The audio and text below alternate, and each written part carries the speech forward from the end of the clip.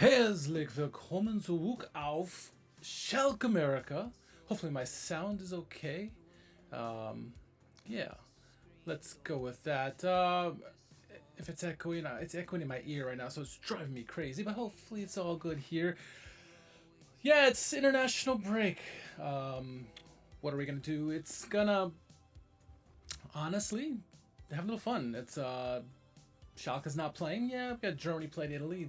Good game there, right? But for the most part, it's not Schalke. Look out, Eric. I see you there, bud. Good to see you. Good to see you. Yeah, it's we had Groningen last Wednesday. So let me talk about the rundown. What we're going to talk about tonight. Just talk about the Groningen match really briefly, and then talk a little Schalke financial goal that they reached. And then a little Q&A. Ignore the memes part. I just forgot to delete that part. Didn't get around to that part. But that question and answers from around social media that I want to get into. And yeah, should be some good stuff there. But yeah, I think we can start with... Let's start with the game. That was the game against Groningen. You can... say you watched it or not. 1-0. We won. Barkok with a goal in the 25th minute or 20th minute, something around that. Early on, it says 18th minute on the screen. So there you go. Not much to write home about. It's a friendly. Yes, it's against the Eredivisie club in Groningen, but really just a way for some guys to get some minutes, like Barkok, and then for others, just get their health back and stuff like that. The main goal is, getting guys like Silla and some of these other guys back healthy. Bullet and company, so we really need them for the stretch. And so yeah, just a friendly, no major injuries that I recall. I'll have to double check that again, but yeah, for the most part an uneventful game. Glad it's over with. Next game is coming up this Sunday, 7:30 a.m. Eastern time. It is against Greuther Fürth. All of a sudden I'm double checking myself here. I'm gotta make sure that's right. I'm pretty sure that's accurate. But nonetheless, yeah, big game. Greuther Fürth. I wasn't wrong. Not televised for us in the States. Hopefully it's on DAZN at least. But yeah, gotta watch it. Illegal streams. Do what we gotta do. If you're in our Discord, we'll share the links there for sure. But yeah, not too bad there. But not too bad overall. Good result against Groningen. Against win again. Good, bad, whatever. If you listen to the commentator during the game, he wasn't too pleased with how Schalke were playing. But Schalke has been playing well lately, so I can understand his frustration and many of the frustrations of everybody else. But yeah, so getting over to some news about the club. I mentioned that Schalke had some positive results that sees the club meet equity and the capital rules. So what does that mean exactly? We'll read through the article, and yeah, let's try to see if it makes any kind of sense to us at all, or any good news or bad news. I'm gonna read through this here. Let's see. Revenue rose to 95 million euros in the 2024 calendar year. The Royal Blues successfully improved the club's consolidated equity capital as required as of the 31st of December 2024 by the necessary 5% to negative 98.1 million euros from the previous year, which was 103.3 million euros negative. So we made that 5%, and so that means all projected developments were achieved. Say what you will, we're still in debt, but we are slowly chipping away, and that was the requirement by us, is to get that 5% improvement, and we did. So that's positivity there. So what does Christina Rule-Hammers have to say about this? It's exactly what we were aiming for, she says. Fulfilling the net equity capital rule and thereby avoiding a points deduction in the 25-26 season was a major challenge for Schalke, but we did it, thanks in part to an exceptional concert year at the Veltins Arena and remarkable transfer revenue for a Zweite Liga club. See? It's those concerts we talked about. It's that Swift Eras Tour money that we're getting. It helped us in the revenue department, and thus we didn't... we met our goal. Now, I didn't realize that if we hadn't met our 5% goal, that we would be point deduction, looking at point deductions for next season, but thankfully we reached it. That would have been even more embarrassment of what we've done lately. So let me continue reading on this. On behalf of the board, Rulehammers also explained that meeting this requirement in 2025 and beyond will not be straightforward due to familiar reasons. In 2024, we had to spend around 16 million euros on interest and repayments. At the same time, we were required to achieve a surplus during this period to improve our consolidated equity capital by more than 5 million euros. These figures alone highlight the significant balancing act Schalke must manage. Our top priority is, as always, to allocate a competitive budget for the team to increase the likelihood of a sustainable return to the Bundesliga. At the same time, we must meet our contractual debt obligations, improve equity capital. This threefold approach must work at all times, Rulehammers explained. In the current season, the budget for the squad and staff exceeds 20 million euros. So, what does that mean? I mean, we want to remain competitive, but we don't really have funds to be competitive. Now, are they saying, are we just happy being in this fight league? No, I think it was Tillman who said it 2 years ago, said that Schalke has a 3-year plan to get out of the Bundesliga. Was it him or was it someone else before him? Nonetheless, this is year 2. So if we're going to get out of the get into the Bundesliga, next year's the year we're going to have to make that push. Do we have the funds to create a team that's good enough to do that? We'll see. Let's see. Continued in this article says, since 2022, when the club's negative equity capital stood at nearly 110 million euros, Schalke have improved this figure by around 12 million. At the risk of repeating myself, Christina Rulehammer, she says, this is a marathon and not a sprint. We can only improve the negative equity capital through positive results. We've managed to do that in recent years. With the new Auf Schalke EG Cooperative Society launched in early 2025, the club has taken a new approach to supporting long-term financial stability. With the whole whopping 7 million euros that they got, they told us we were going to have St. Pauli money, we were going to have more than that. But, you know, the fans are skeptical about this, and thus we haven't funded as much as they would have expected. So, at least Tillman's recognized this recently. She continues saying, the road ahead won't be easy. Although revenue over the first half of the season reached 95 million euros, previous year was 86.6. This increase was largely due to one-off events including Taylor Swift and Rammstein, their concerts, as well as Schalke's Shakhtar Donetsk Champions League matches that they had since we were hosting them.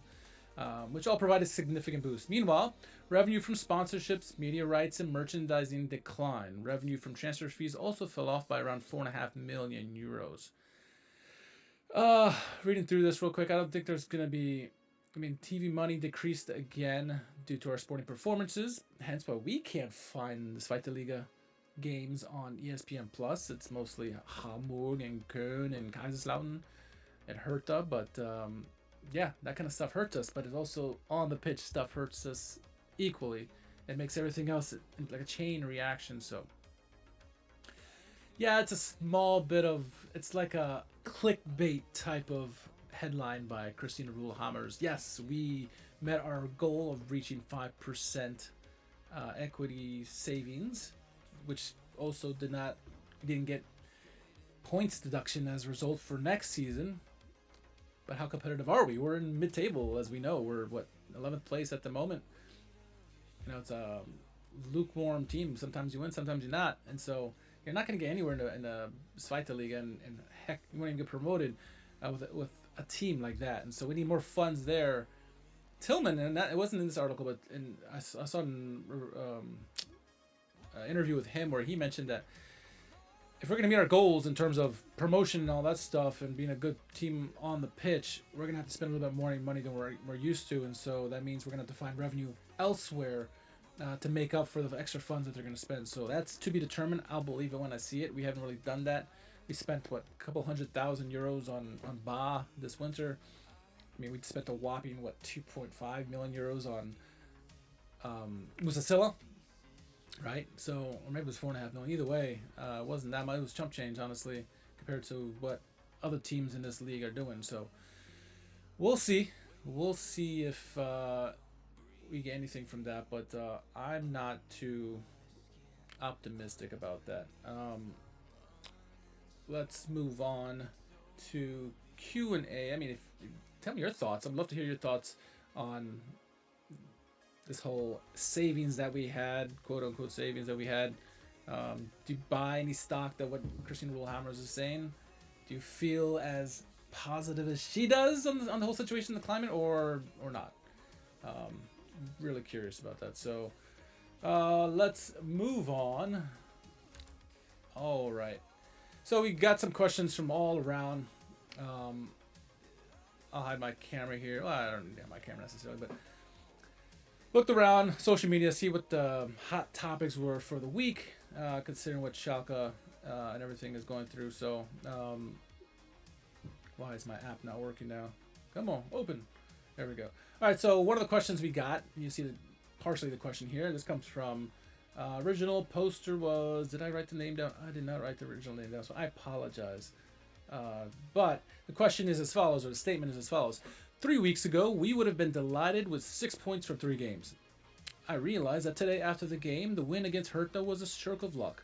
Against Munster, it was also more than luck. And with Karius' blunder, maybe the interest of Italian clubs will decrease. Maybe that will help 1 or 2 people here to see the weekend in a less negative light. Klug auf. So, we talked about this in the last podcast. What kind of blunder that was against what Karius did, what the team did. We're up 1-0, and then in the last 5 minutes of the game, gave up 2 goals unexpectedly. Yeah, it felt terrible. We were hoping to get 3 wins in a row. We had the win in the grasp of our fingers and blew it all away. Yeah, it sucks. But what he's saying in retrospect is like, look, we had just won 2 out of our previous 3 games. We were on an okay roll, considering we've been up and down all season long. So, yes, you can say we were lucky in those 2 wins against Munster and Hertha, but we still got points. What do we expect from this team? And so we should be more positive. It's hard to be positive when you see Karius completely whiff on a punch for the ball. You see the defense collapse as it did and gave up that goal. Yeah, hit off the post, whatever. But got a point. I mean, like, we got 6 points out of the last possible 9 points previously. And then we got a stretch here coming up where it's possible we can get up to 9 points as teams that are all beatable. Now, there's also, people going to say, well, and we said some in the comments, and they're right, like, we've been up and down. Who's to say that we won't get 0 points or get 4 or 5 points? It's really quite possible, but we got to be positive considering where we are. We wish the development had been better, right? And I think some people are rightfully so saying, like, look, I think we saw more growth under Geraerts. Yes, unstable, especially the defense, but there's growth. The offense looked better. We haven't really seen that growth. We haven't seen that defensive discipline that we thought we were going to see with Harry Potter. I mean, Van Wonderen. Yeah, I see it that way. I get it. I think I'm trying to look at positive that yes, we got two wins in the last 3 games, and we got a nice 3-game stretch here before the gauntlet at the end of the season. We know how we did pretty well in the gauntlet at the end of the first half of the season. Wouldn't it be nice to get 6 to 9 points in this next 3 games and then put us in a decent position to not even think about relegation? I mean, we're out of it right now by a good margin, but like, let's not think about it all. Let's think about being top half table team, which is a completely different dichotomy of thinking where we thought we should be. And what team like this size should be thinking? We should be thinking promotion. We should be thinking promotion. All right, can we get a promotion spot? We're not going to. We can't. We're not that good. But, let's think positive, take those chunks here, and build towards next season. Musa Silla's likely not staying around, and so we need to find a way to squeeze all of the juice out of him and get a bigger revenue for him, essentially, so we can spend more and get a team that can compete for next season. So, I don't know. I'm with this. I think being more positive is what we should be doing. Even though it's hard, especially with a result like we just had against in that last game, and just Hanover, just 2 goals within a minute of each other in the 86th and 87th minute. It's like, fuck me. Eric says, let's get out those points and split HSV promotion. Yeah, that would be. Imagine if Hamburg doesn't get promoted because of us. That would just make the season, even though this season has been shit, if we can, maybe stop them or somebody else. Right? Or Köln. Even though I think we played them right twice. Yeah, that would be a small cherry on top for the season that has been, right? So I'm with you, Eric. I'm with you there.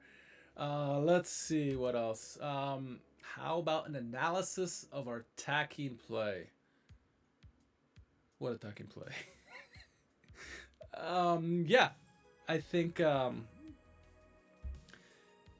not having Musa Silla has hurt us a lot, and I didn't think it would. Also, Thailand Bullet, at times, he missed the last game. That hurts as well, right? Bullet is much greater than Gantenbeim presently, and just overall, I think. But I didn't think we were going to be struggling because I think Karaman's done so well to just play above expectations. Moore did so well this year. Obviously, he got injured. That's a big injury as well. I mean, Yunus has done his part. Atwi Ajay, he's done serviceable, I think. But overall, I think it's I don't know, man. It's lacking, right? It's lacking because I think if you look at the last week's starting 11 that we had, let me pull that up real quick. So last week's starting 11 that we had, Ba up top with Carmen behind him, onto Ajay and Aiden. I mean, in theory, even if we had our best lineup, you want the wingers, the wingbacks to push up. Aiden, onto Ajay really going up to feeding them and then getting the ball into them centrally to Karaman or Ba. Karaman, or he'll drop back, try to get the ball, trying to facilitate the lead out. Or Paul Seguin, in his new role, really trying to feed the passes to Bachmann or Karaman, something, get it centrally, get it into the box so that we can score some goals. We haven't seen that. And unfortunately, it's hurt. Like, we weren't, even when Musa Silva was here, we weren't scoring that many goals, right? I think under Karel Geraerts, we were much better attacking wise. We saw that the attack at times looked pretty good, but we just couldn't defend for shit. Now, Van Balderen comes in, and you got to sacrifice a little bit of the offense to make sure the defense is better. Our defense hasn't really been better, but the attack is hurt, and it's been unfortunate. Eric says, Silla's injury was a big loss. Barkok has really not had the expected impact. Yeah, I was disappointed. I mean, I was hoping Barkok, like everyone, that he would contribute a lot more than he has. But it hasn't been there. And a lot of the signings outside of Ba have really done anything for us, I think. And so, Ben Manga, while he was brilliant in the Musa Silla signing, there's been some hits and some flops, right? A lot, and there's argument, and I've seen some people say that online, is that a lot of the big hits this year was really from Geraerts. The guys that he brought up or guys he called up, right? Like Bullet and Gruger. So it's hard to say, but the current attack has been without. Especially with no Silla, like Eric says, it's a huge loss for us.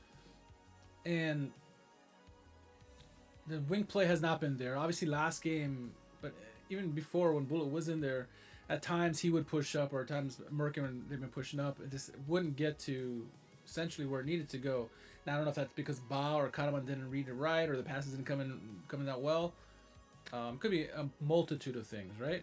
We've had flashes of brilliance, but more mundane type of play, and it's not been good enough. Not nearly been good enough. I talked about last podcast, maybe Musa Silla coming back. You put him back up top ahead of Karaman. But, we saw Silla play on the right side previously. So, I mean, Aiden has been the weakest link in the attack so far. I think Bachmann, Seguin, even Atu Ajay and Karaman, obviously, they've done their part. Ba has done his part, I think, for the most part. But Aiden has been... He's had some really good moments, but mostly not. I think maybe he needs to get on the bench. come off the bench. Obviously, I still like Aiden, but Musa Silva, put him on the right hand side, and you got him on the right. Antwi Ajay until Moore and Yunus come back. Kahneman in the middle and Bob top. And if you want to flip that over, if Hoyland gets healthy enough, put him in the mix or somehow put Kahneman up top, put someone else behind him. I don't know. You can try different things, but the best way to play here is there's two main avenues of how we're going to attack. We should be attacking. We're not doing this nearly enough. Paul Seguin, as a libero, picks up the ball from deep and then finds those through passes more aggressively forward to Bachmann or Karaman, or get it out wide to Merkin and hopefully Bullet sooner than later. And then they could feed the wingbacks, the wingers up top, and Silla and Antwi Ajay or whomever you have on the left hand side, and then they can cross it in for Ba and Karaman, right? That's one method. Or the other method, come right down the middle and have Karaman do his thing and try to Bachmann and Ba really try to get in there and try to just bully through the defense. We've seen it a couple times, right? So we got to figure something out. It's been, if I'm grading it on a scale of A through F, it's been a D.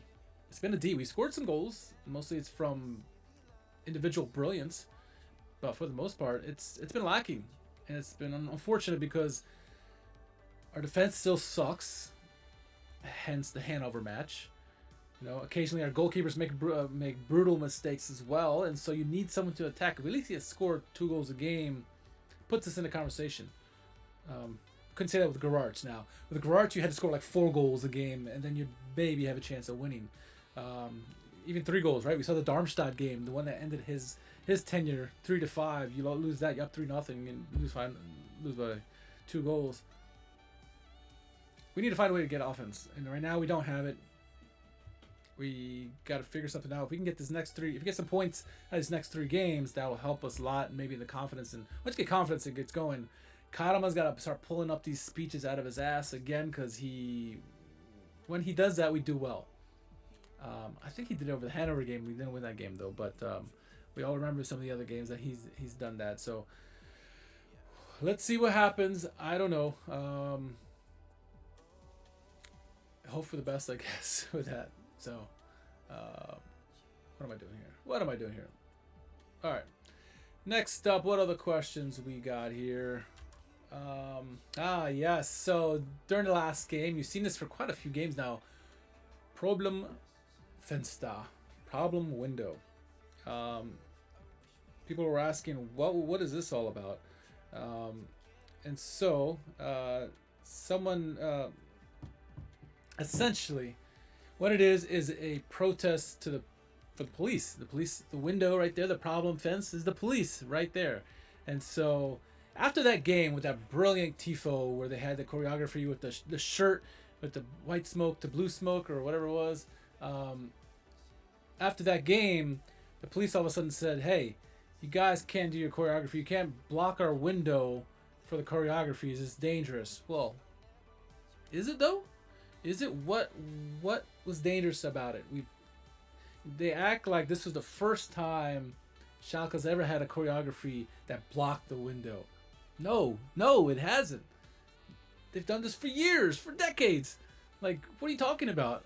All of a sudden, this one instance where the smoke, and I know the smoke had some issue where people couldn't see or had trouble breathing or something that had something to do with it. But hey, just say, don't use smoke anymore like that. Don't say no. Don't block our windows. I mean, that's essentially where, if you look at the picture, I don't have the big picture of the Noir curve, but it's like essentially in the middle of it, and so like you're blocking it. Like a good tifo, man, is gonna block the whole area for a couple minutes. It's not like it's all game long, and so it's a ridiculous notion.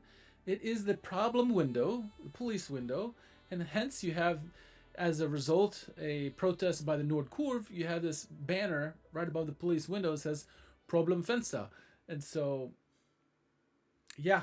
Now you know why that's been up there. A lot of people have been asking about it. It's been all over social media, Schalke social media, I should say. And now we know why. That was the main reason. So, interesting to hear about that. Did I write down who put that information in there? I want to give credit to the person who initially wrote that. Do I have their name here? I don't have their name. Gotta do better. Gotta do better. Anyway, the full statement that I read this on Reddit.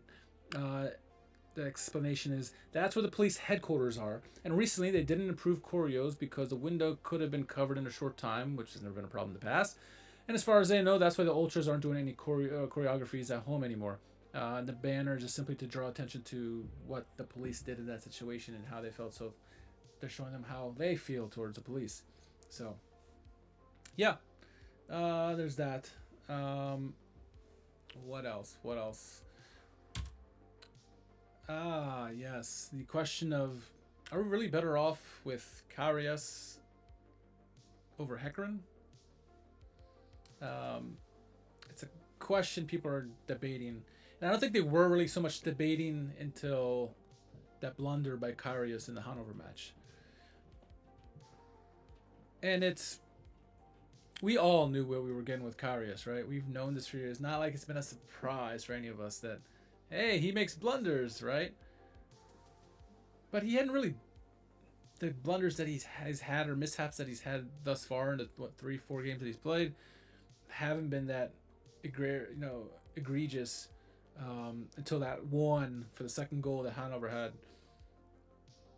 But let's not kid ourselves. I mean, Heckren was doing the same thing, right? Heckren had some really big gaffes, and they were costly goals that they gave up, or costly situations. So we seem to be in this cycle we have been for a couple of years now, where the first mistake a goalkeeper makes, we jump our shit all over them and say, get him out, right? And it really kind of started, I want to say, really started when it was that whole fireman and, oh my God, I forgot his name now. Oh my God, I blanked him out of my mind already. Goalkeeper for Stuttgart. Oh my God, his name is escaping me right now at the moment. But he was here, and as soon as Fairman started messing up, bring in the youngster, and he gets in there. Oh, he messed up. Put back Fairman. And we've had rotation of goalkeeper after goalkeeper. Anytime one of them made a mistake, you ask for the head. We had the good old days when Noir was there and Ross before him, where it was good. Life was good. Then you had some of the youngsters that came in through, like Vellenreuter and Hildebrand and some other guys that were in there. Fairman, obviously, as well. We had it good for a long time.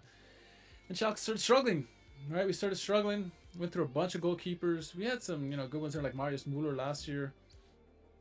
But, like, anytime any of our goalkeepers make a mistake, we ask for their head, ask for the next person, and we can't really do that. Heckren did well. I think Heckren punched above expectations, considering he's 21 years old. He did pretty good this season. He won the spot over Hoffmann, right? Sent Hoffmann back to Braunschweig.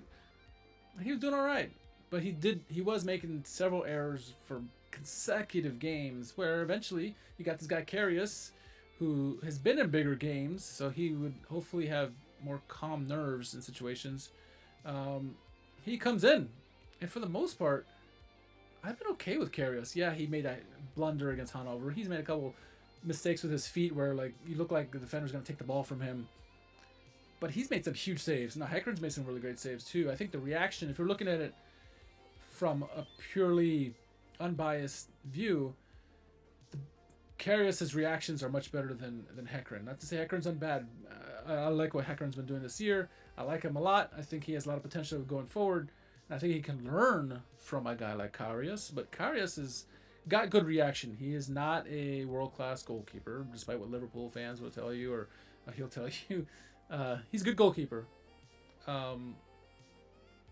Great reaction saves. But, occasionally he comes with blunders. We knew this. And so I don't think a constant rotation of goalkeepers is going to be a solve to any of this, right? Unless I think Geraerts stays. I think he should stay in going from the foreseeable future, unless he gets injured or his play really drops off or his confidence really drops off. Then you put back Heckren and you keep it that way. But constant going back and forth is not good for anybody. It seems like both gentlemen are handling it fairly well, right? Even before Geraerts got to start, Heckren, they both seem like they're working together and trying not to make it a big thing. Now Geraerts is taking over and Heckren's really been good about it. So hopefully they they continue to put that aside and focus on the team, I'm done with this. They're going back and forth. I'm curious what your thoughts are, though. We all know what Karius is, and will be. Do you want him out? Do you want him to stay? I mean, I get it. I get both sides of it. I personally think I'm tired of all this going back and forth with goalkeepers, with managers. Consistency. We need some consistency, and I think Karius has had some big saves, some crucial saves. Not only the Hanover match he has some, but in a lot of the wins that we've had under him, he's had some big saves in those games. Point blank reaction saves that I don't think Häcken would have made those saves. So I'm for keeping Karius until his play or gets an injury, and then you need to make a substitution. But yeah, let me know your thoughts.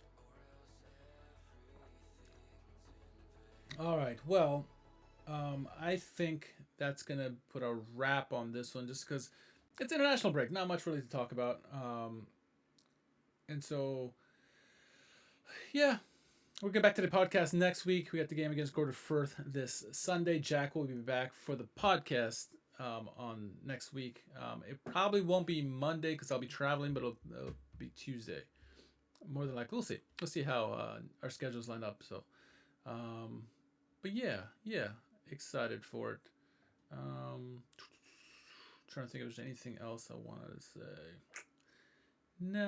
No, I think we're good. So, on that note, I think we're gonna get on out of here. Yeah, we'll be back next week. Games on Sunday. Get your illegal streams as best you can. Yeah, we're gonna share it on Discord. Go on Discord and check it out, and then we'll be back on the podcast next week. But yeah, excited. Enjoy the weekend. Don't let Schalke bum you up. Glück auf.